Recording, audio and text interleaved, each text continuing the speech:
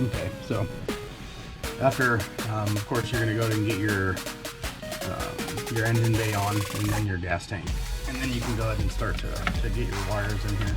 What I've done is, excuse me,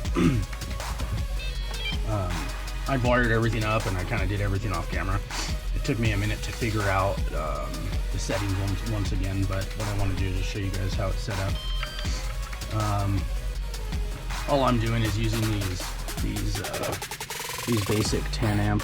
That's how they're advertised, 10 amp, but I believe they're 30 amp max. And these are the old style ESCs, the cheaper ones. You can see by this black capacitor. The new ones have the green ones on it. I think I have one right here. This was like $4 on AliExpress. Yeah, you can see the green right here.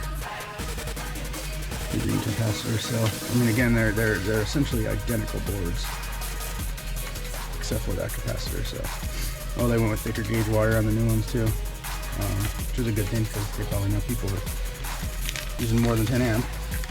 Anywho, and I was curious to test them on these 7 amp motors. They work out really well. So anyways, let's go ahead and take a look at how everything works. So let's see if I can get the controller. What I've done is I've mixed these the drive channels. So when I move both of these up, you can see it move forward. Let's see if I can get a better idea. So that's forward, backwards,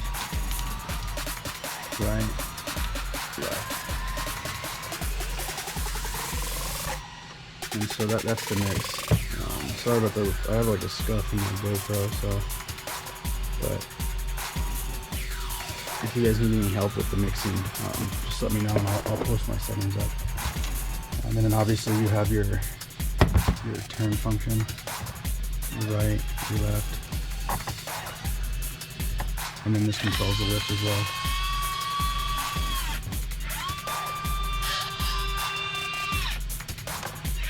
You guys will notice that on this little spot right here, I actually had to notch mine out for the slip ring. You guys won't have to do that. I made a little cutout in the file. So, okay, so we'll go ahead and turn this off, and then we'll go ahead and continue with the build. In case you guys are wondering about the electrical, let's just go ahead and just talk a little bit about it. So what I've done here is, I'm obviously only using 4 channels. You'll notice that on 3 of the ESCs, when you're connecting multiple ESCs into one receiver, you have to remember that the ESCs actually power the receiver through this red wire. So when you're installing or using multiple ESCs for one receiver, you just have to remove the red wire from the servo lead, and then and that's it, and just leave one red wire from one of the ESCs, and you should be good to go. I know we talked a little bit about this in the really long video that I had posted, but I can't stress this enough. When I first started in building these things, and 5-6 years ago, I didn't know this, and I ruined a lot of these ESCs because of this. What happens is if you leave them in, it'll backfeed into the ESC, and it'll actually blow it. You won't even know that it's happening until it's too late. You'll fry one of these MOSFETs. So anyways, I know we explained that a little before. So once you get everything hooked up, you can go ahead and you can glue this, stick it in here. There's no way that it's going to be able to move or come back out once you get everything on. So you'll have access to this wire. Hopefully not too close. You'll have access to this wire, so once you get everything on. So just go ahead and kind of tuck it all in. I'm going to go ahead and put this wire underneath this motor here and spin it around. Just because this wire actually, if you don't do it right, it will kind of sit inside the cab. So we'll do the same thing with that wire. Like I said, we'll kind of leave this tucked in. This wire doesn't really matter too much. It's probably a little too long for what we're doing here. So what we can do now is we can go ahead and get this guy going. Again, this is going to be your engine bay. This actually gets this can kind of come out. I wasn't too sure if I wanted to design hinges on it or anything like that, so, and also it'd be a lot easier to print all this. Plus I wanted to get the details in the door as far as the lines and things like that. You can see this one was printed in, this one wasn't, and this just looks like it's a part of the thing, and this looks like it's actually something that opens. So also kind of left it open for anybody that likes to tinker with things. You can maybe add some of those nylon hinges that you can get for a couple bucks, or the metal ones for a couple bucks, and go ahead and put the hinges on the inside here and open that. But at this point in your guys' model, you'll notice that you have circles here, little indentures. You would put your 4mm magnet inside of this and just glue it, epoxy it. It doesn't really matter. And on your grill here, let me grab that. On your grill here, sorry, my dog hair is all over the place. So on the grill here, you'll notice that you'll have 2 screw holes. I have my screw here just so I can grab it in and out. What you would do is you would use your 2 countersunk M2s, really short guys, doesn't matter how long, well, I mean, as long as it doesn't go past this. Stick it in, and then when you go, yours would be a little loose, mine's a little tight because of the paint, but once you go to stick it in, it would actually obviously be held in by the magnet. And then you guys can print the handle or you know, do something that I have done. I think the handle looks a little silly. If you guys don't like it, let me know. I don't use the handle because I like the screw. And the handle kind of looks funny. The real machines don't have a handle. In fact, the real machines, this door doesn't open. It's just a grill. It's just a where the engine is and where obviously it draws its air to cool it down. So once you go ahead and get that on, get your door in, I'd go ahead and install the mirror. You'll notice that I did model a rod that can go through here, but I just drilled this out to 3mm and then left this guy at 2.5mm, and then used the 3mm screw to hold the mirror on. And I found that the plastic one, my dogs like to get really close to my machines, and they kept hitting this and it kept breaking the mirror off, so I just put the screw in. If you don't have any dogs you're not worried about and you're careful, you could use the rod. It should be strong enough as long as you print it laying down. And then in here you got 2 M2x5 screws going into the swivel, and that allows it to move back and forth and then swivel this way. So let's go ahead and get this bad boy installed.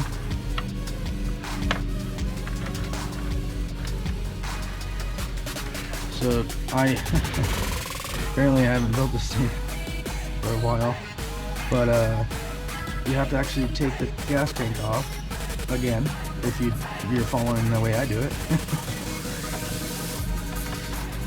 So I'm just going to go ahead and loosen the screws a little bit, and then loosen the one side, and then that'll allow me to, oh no, I got to take it all the way off. So the gas tank is going to be the last thing that you do. Apparently I don't know my own model, because you need access to these screws right here. So excuse me. So we'll go ahead and screw those in.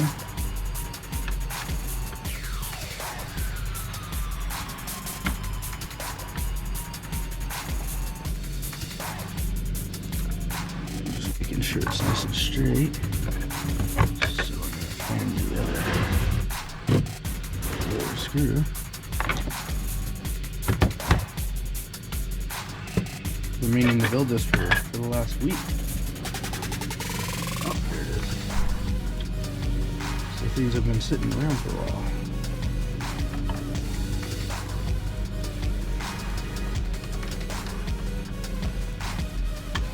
Alright, so you're also going to notice there is one more screw that goes right in here. So if you guys can see that. A little hole right there next to that guy. So we're going to go ahead and grab our guys. And I'm using these M3 by 10s. I think they're 10s. Let me check.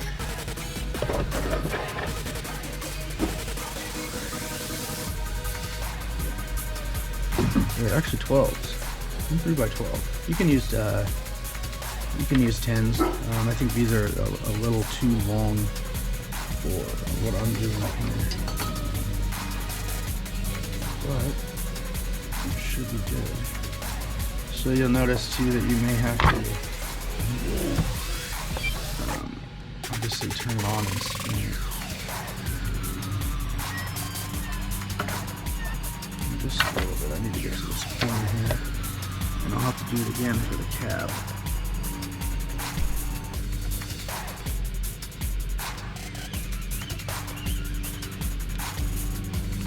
In case you're wondering, this is the Secure, excuse me, electric little handheld motor or screwdriver. Pretty cool. 120. So we're going to continue. We're going to actually bring it over to the side because you'll notice that there's 3 holes here for the cab. So at this point, you're going to want to I'm going to go ahead and stick the battery in here. Where it should be. Alright. So at this point, you're going to want to go ahead and put the windows on. I'm gonna do that, but I'm gonna do it afterwards. I still have to cut mine. There's templates inside the files that you would use to cut the windows out. I didn't print those out as of yet. For the body here, I'm gonna use these same screws, the M3 by 12. So. But yeah, just for the sake of this video, I'm going to go ahead and show you guys how this part goes on, and then the finishing touches. So there's something actually stopping the body from sitting flush over here, so we're going to take a peek. Okay, so what it is this wire right here, again, needs to come on this side of the motor. That way it can sit nice and flush. Oh, I almost forgot. This one, you're going to go ahead and make sure you plug in your beacon lights. Also, any other LEDs that you would be putting in. I'm not using LED. I don't plan on using this at night. So, unfortunately, I don't have a controller for this light, so it just turns on as soon as I plug in the battery. So, I'm completely fine with that. I don't know if you guys aren't, you can add your switch, but again, you'll notice obviously there's the light points here, and then on your guys' model there'll be some in the back, and the real model obviously does have lights, but again, I don't really plan on using this at night, and I think the only thing that I would ever really need and use is that going to be that emergency. Not emergency, but the work light up top. So let's go ahead and get this finished up. There's 3 holes down here. I'm just gonna go ahead and get all 3 of those guys. And now you're probably thinking, why are there only screws in the front? Well, I tried to maintain this line underneath here like in the real model. I'm not too sure why they have that, but they maintained it through this and on the other side. So, anyways, once they all come together, it's actually pretty secure. So, and if you have a brooder guy or any other guy, go ahead and stick them in. You'll see my brooder guy is way too short. He's either a youngin', maybe like a 16-year-old learning how to do this, or he's just a really short dude. So now we'll go ahead and excuse me. Let's go ahead and get our tank on, and then we have finished this portion. Looks like a little more, and just so you guys can see what I'm doing here, just screwing this in.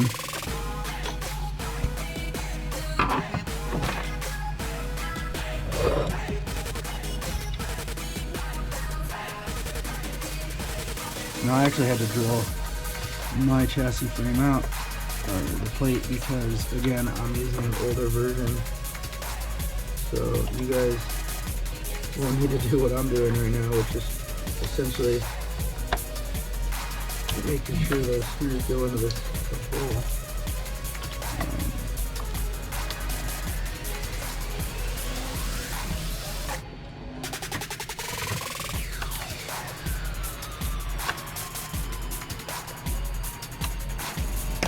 Okay, so there's that. Now you'll see this. This still is a little bit free, like it doesn't really have much room. I had to file mine down just a wee bit, but I was trying to actually get it to be shoved in a little more, and I thought it sat on the other side of this wire, but it actually sits right here, so technically it can come out. But again, I'll probably end up covering it a little bit with some. I have some black hot glue that I'll end up using, so that'll look real nice, and then maybe just paint those or something. You're not going to really see it, but we'll go ahead and add the finishing touch here, which is this guy. And I just push mine in because the paint kind of holds it in. And then there it is. There you have it. That'll be the full build here. Just mess around. It's really fun stuff like that. Obviously, make sure nothing is there.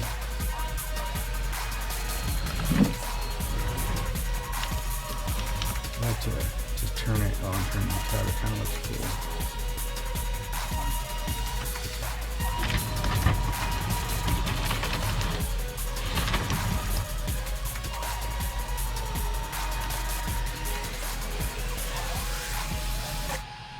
So yeah, you'll notice that there's a limited rotation, which you can raise and lift it whenever you want.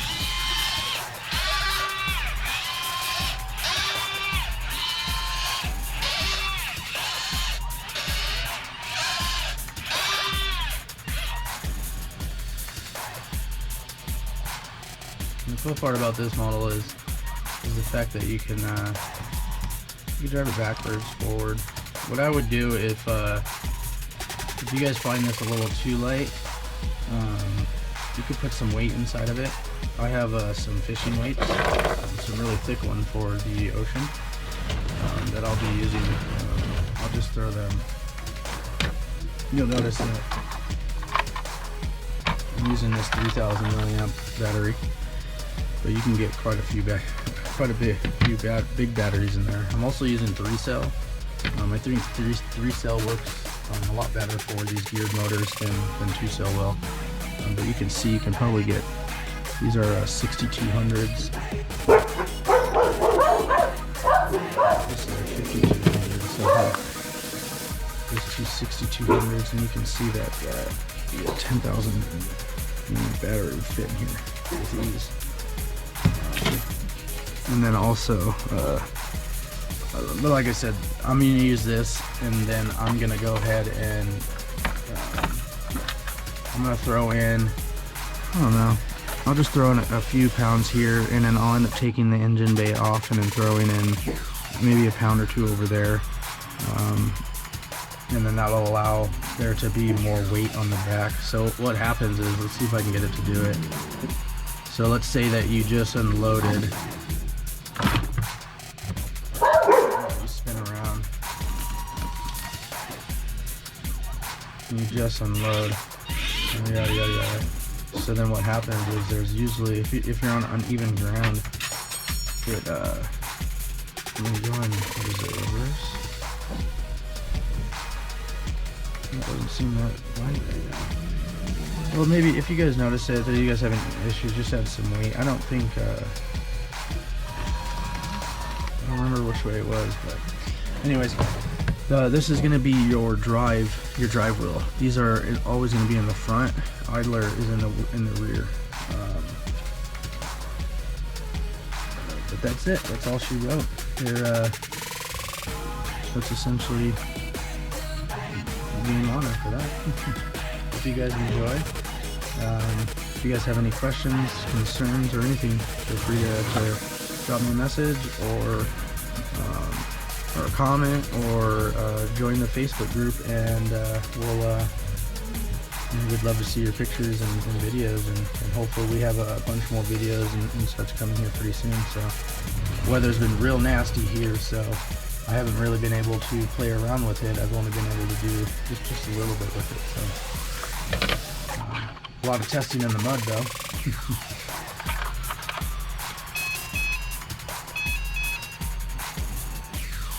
But oh, also I'm using the FSI6. It's just a basic controller. It's $50. You can use whatever controller you want as long as it has the mixing options available. And you will need 2 mixes, one for each wheel. I'll just throw this in. I mean, I'm sure some of you guys are gonna have some questions, so we'll just start from this. So what you're gonna do, make sure you guys can see.